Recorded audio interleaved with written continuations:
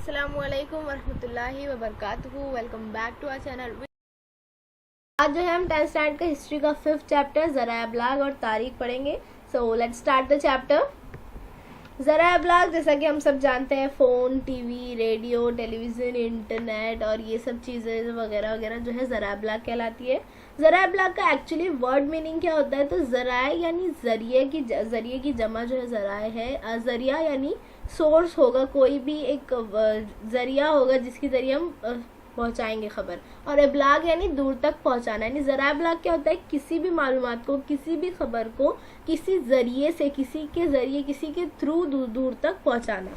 अब पुराने ज़माने में जो है बादशाह को खबर पूरे मुल्क में पहुंचाने में काफ़ी वक्त लगता था। अगर उसको कोई हुक्म जारी करना है या कोई जंग का ऐलान करना है या लोगों को भर्ती करना है जंग में या दूसरी किसी चीज़ के लिए उसको जो है खबर पहुंचानी है अगर अवाम तक, तो बहुत टाइम लगता था। गांव गांव मुनादी करवाई जाती थी, यानी नगाड़े बजाकर जो है लोगों को जमा किया जाता था। फिर उनको खबर बताई जाती थी और फिर वो 1 से 2, 2 से 3 जैसे करके करते पूरे गांव में, पूरे शहर में खबर फैल जाती थी। उसके बाद जब भारत में अंग्रेज़ों की आमद हुई और फिर छापाखाना की ईजाद हुई, तब जाकर जो है भारत में अखबारात का आगाज़ हुआ। और अखबारात की वजह से फिर जो शाये शुदा खबरें हैं वो हर तरफ पहुंचने में मदद मिलने लगी, हर तरफ लोगों को मालूमात मिलने लगी।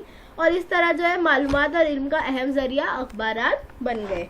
पहले जो है बहुत बहुत मुहीन काम, बहुत बारीक काम किया जाता था। अखबारात बनाने में बहुत डिफ़िकल्ट था। आप लोग यूट्यूब पर ज़रूर देखिएगा वो प्रोसेस के अखबारात कैसे बनते हैं। अब यहाँ पर अखबार की डेफिनेशन दी गई है टेक्स्ट बुक पे, जो अगर आप अखबार का आंसर पेपर में लिख रहे हैं तो इसको, इस लाइन को, इस पॉइंट को ज़रूर ऐड करिएगा, ये बहुत इंपॉर्टेंट है। डेफिनेशन इस तरह है कि खुसूसन खबरें, इदारिये, रायामा, इश्तिहारात, तफरीह व दिलचस्प मालूमात पर मुश्तमिल मुकर्ररा वक्त पर मुतवातिर शाये होकर तकसीम की जाने वाली नशरियात अखबार कहलाती है। यानी कि खुसूसन यानी ज़्यादातर जिसमें ख़बरें होती है, इसके अलावा अदारिये, राय आमा, जो लोगों की राय, एडवर्टाइजमेंट, तफरीह व दिलचस्पी की मालूमात, कहानियाँ, इन सब पर बेस्ड जो शय है जो बराबर टाइम टू टाइम छपती है, यानी एक पर्टिकुलर टाइम पे वो छप के जो है बढ़ती है, तो वो अखबार कहलाती है। पुराने ज़माने में यक रंगी अखबार होते थे, ब्लैक एंड वाइट अखबार होते थे, जो आगे चलकर रंगीन अखबार में तब्दील हो गए।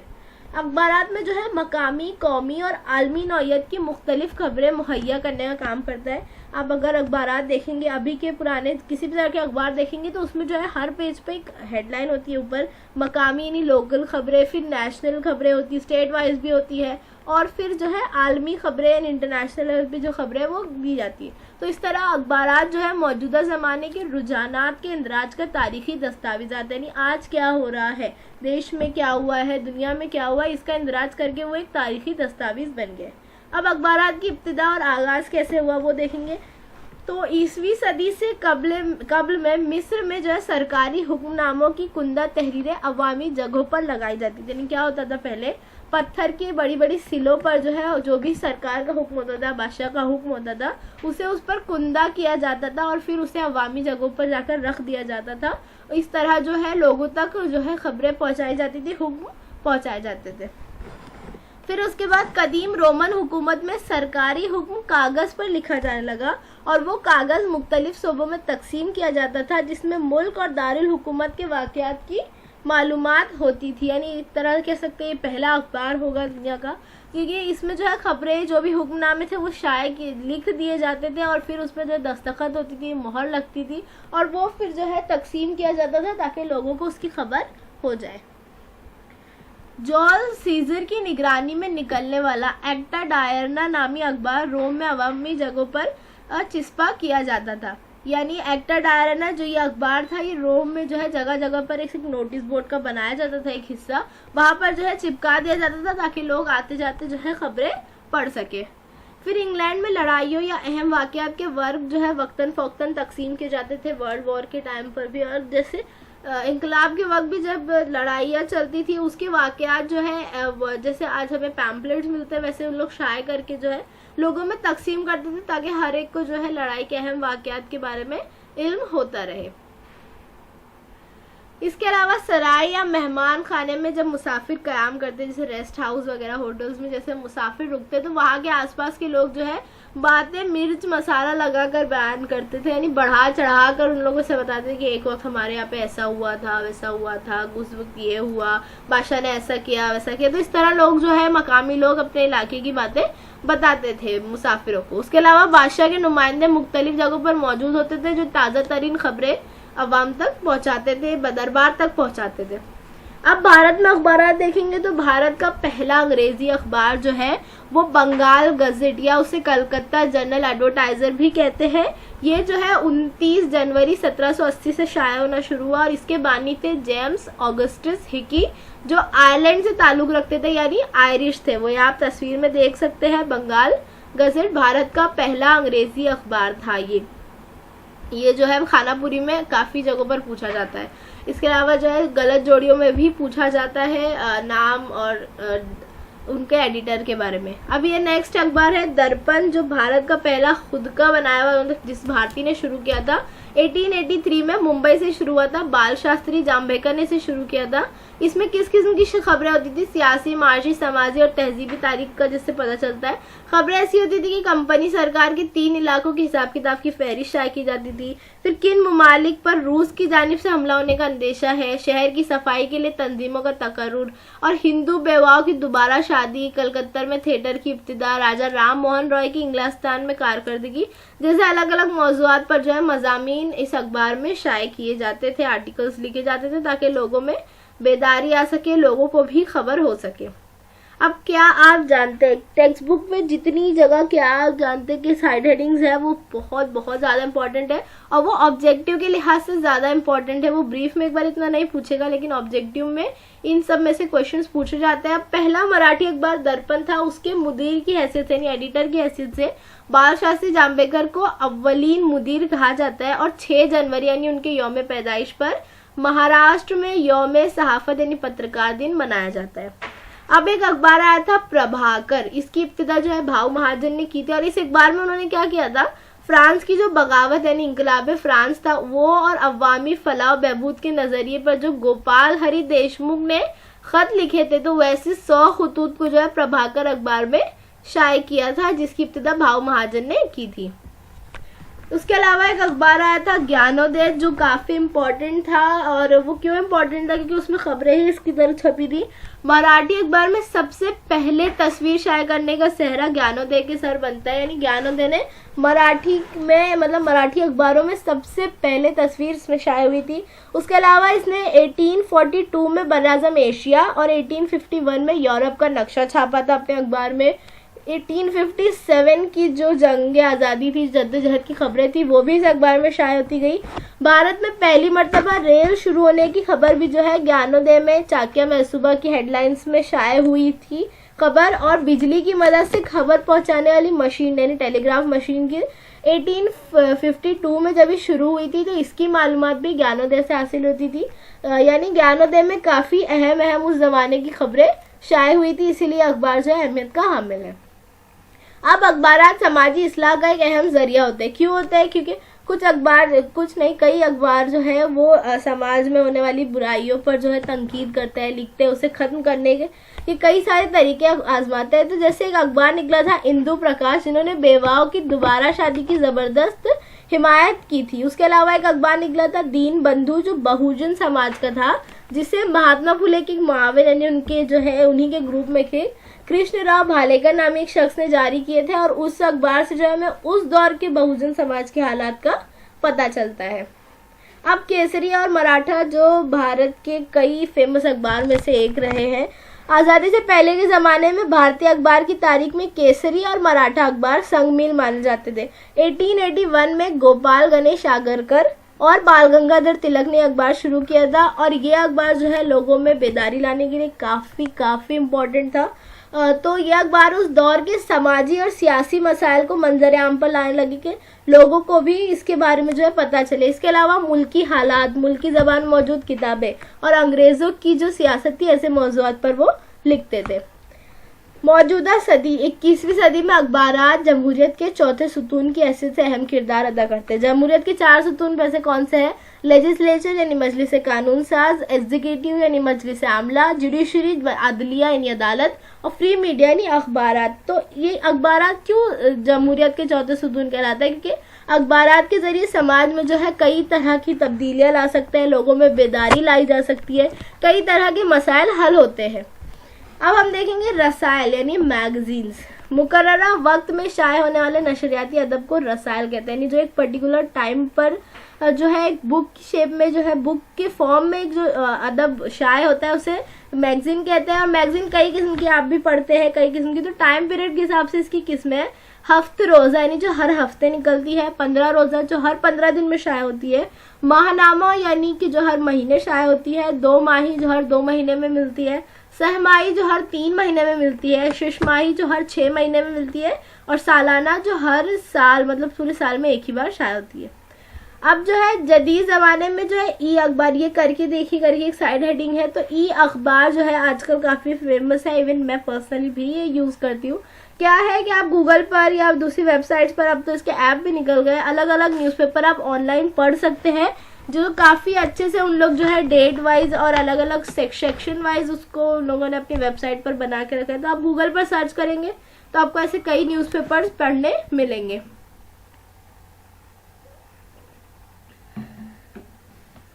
अब जो है हम रिसाला देख रहे थे, तो रिसाले में जो है 2 रिसाले काफ़ी अहमियत के हामिल है।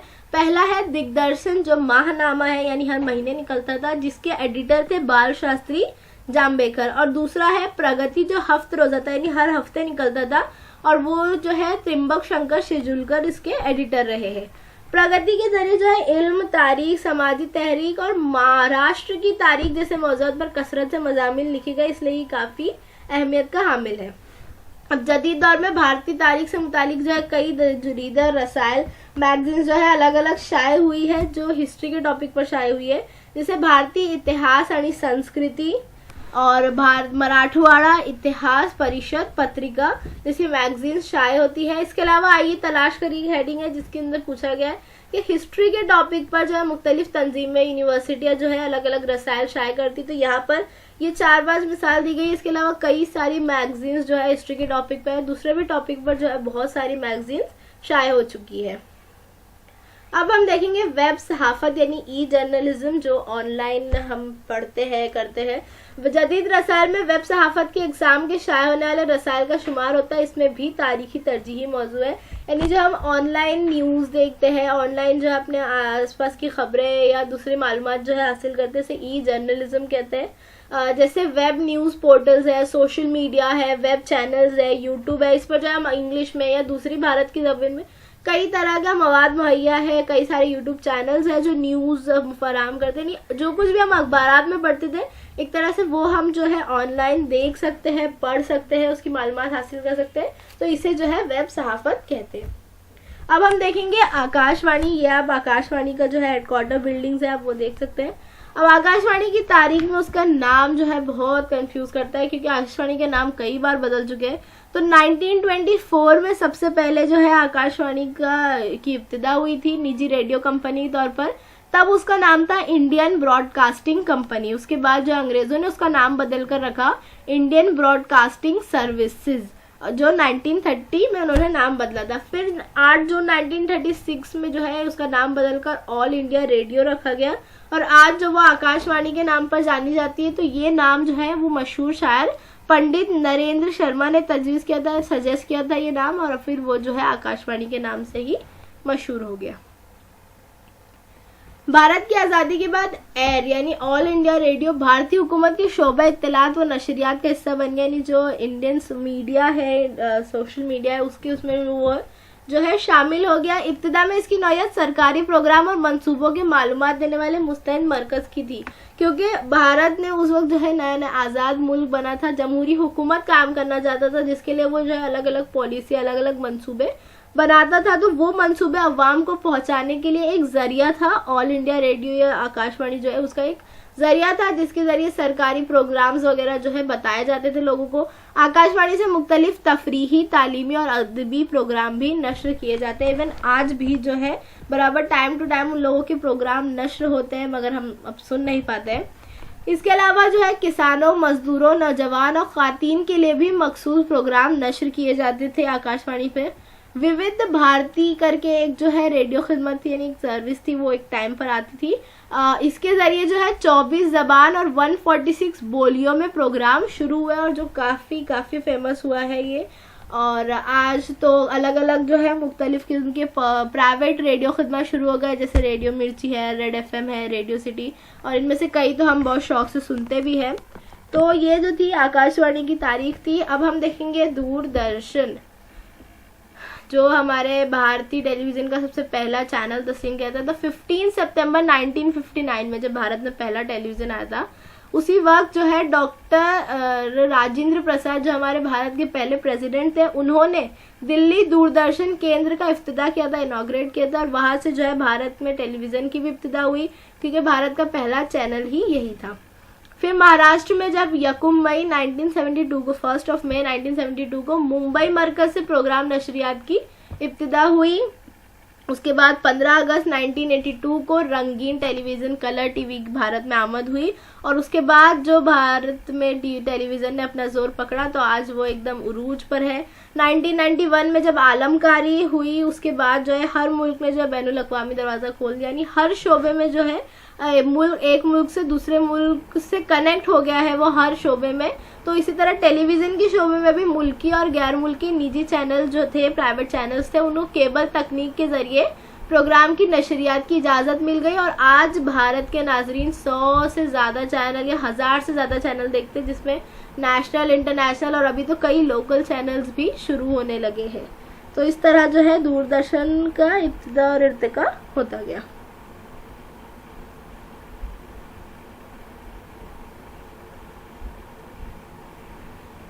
अब ज़राए इब्लाग की ज़रूरत, वैसे इस टॉपिक पर ज़्यादा कुछ बताने की ज़रूरत नहीं है, फिर भी देखते हैं। समाज में मालूमात की आज़ादाना तरसील के लिए ज़राए इब्लाग की ज़रूरत है, यानी समाज की जो भी होता है हमारे तरफ, उसकी मालूमात लोगों तक पहुँचाने के लिए ज़राए इब्लाग काफ़ी अहमियत का हामिल है।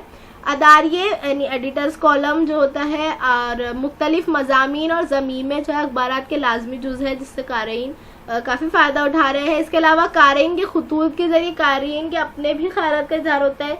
जैसे आप न्यूज़पेपर जो लोग पढ़ते हैं उन्हें बहुत अच्छे से पता होगा, इवन न्यूज़पेपर नहीं, बाकी जगहों पर भी जो है हम अपने फीलिंग्स का इजहार करते हैं, हम कमेंट वगैरह करते हैं। तो इस तरह जो है जैसे सरकार की कोई पॉलिसी पर हमारी राय पूछी गई, तो मस्बत मनफी कई तरह के ख्यालात जो है लोगों तक, एक दूसरे तक हम पढ़ते हैं, हम दूसरों का पढ़ते हैं, कोई हमारे ख्यालात पढ़ता है। तो इस तरह जो है लोग एक दूसरे से इंटरेक्ट हो पाते हैं सोशल मीडिया के ज़रिए, और हुकूमत से भी कनेक्ट हो पाते हैं। तो इस तरह ये जमहूरियत का चौथा सुतून भी करार दिया जाता है। इसके अलावा टेलीविज़न जो समय व बसरी ज़रिया है, समय बसरी यानी हम इसे देख भी सकते हैं और सुन भी सकते हैं। इसने जो है अखबारात और आकाशवाणी की हदों को फलांग कर, यानी इनको पीछे छोड़कर हकीकतन क्या हुआ ये दिखाने का आगाज़ किया। अखबार में जो हम पढ़ते थे, आकाशवाणी में हम सुनते थे, लेकिन टेलीविज़न में जो है हम आंखों से देख भी सकते हैं, सुन भी सकते हैं। तो आंखों देखा हाल दिखाने के लिए जो है टेलीविज़न का कोई मुतबादिल नहीं है।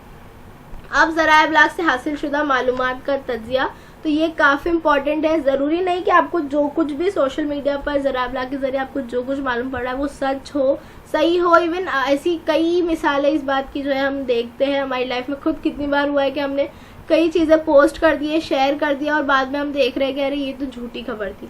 तो इस तरह ज़राए इब्लाग से जो मालूमात हासिल होती है उसका बारीक बीनी से तज्जिया किया जाना चाहिए, क्योंकि ज़रूरी नहीं कि हर मरतबा हासिल होने वाली मालूमात हकीकत पर मुबनी हो। ऐसी एक मिसाल जो है काफ़ी मशहूर है, जब जो है सट्रेन नामी एक जर्मनी की मैगजीन थी, उन्होंने जो है अडोल्फ हिटलर के दस्तखतशुदा कई रोजनामचे खरीदे, यानी उन्हें हासिल हुए वो रोजनामचे, एक डॉक्यूमेंट हासिल हुआ अडोल्फ हिटलर की सिग्नेचर के साथ। तो उन्होंने जो है वो बिना चेक किए जो है वो अशाती कंपनियों को फ़रोग कर दिया कि इसे जो है प्रिंट कर दो और लोगों तक पहुंच जाए, ताकि, और लोगों में जो है खबर मशहूर हो गई कि हिटलर के जो है दस्तखतशुदा जो है दस्तावेज़ मिले हैं। लेकिन बाद में जो है इसके जाली होने का, यानी इसके नकली होने का इंकशाफ हुआ। फिर जब उसकी छानबीन की गई तो वो नकली पाया गया, और फिर इस तरह जो है उनमें काफ़ी बेइज्जती भी हुई। और गलत इस तरह जो हमें ज़राए इब्लाग से हासिल होने वाली मालूमात का इस्तेमाल करने से पहले उसकी सदाकत की जांच ज़रूरी है। इसकी ये जो है एक आलमी मिसाल काफ़ी फेमस है।